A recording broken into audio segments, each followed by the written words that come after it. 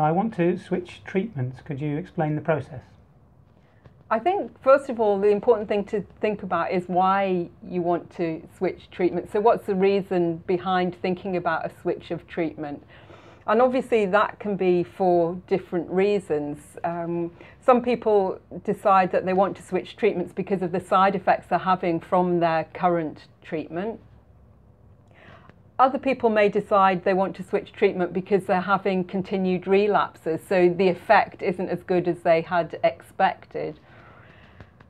The other reason is because of new evidence emerging about the treatment that you're taking. So sometimes there are new unexpected risks that we didn't know about, and that may lead you to reevaluate your treatment. So in terms of switching treatment, I think the first thing to think about is what's leading you to think about switching, and really to discuss that plan with your neurologist or MS specialist nurse.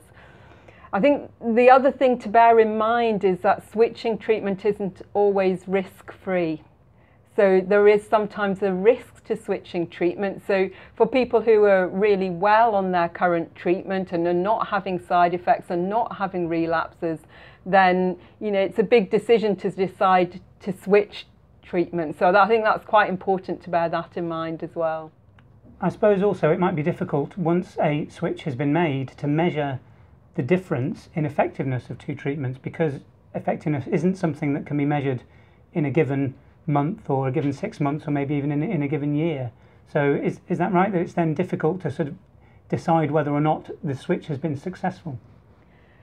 I think it can be difficult, but I think what we're aiming for with most of our disease-modifying treatments is for people to be either relapse-free or to have fewer relapses than when they started treatment.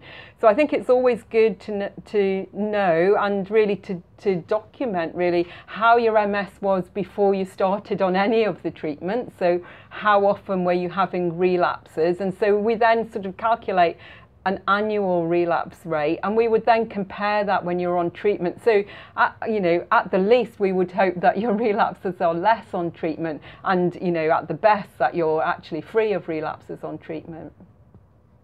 Thanks. Okay.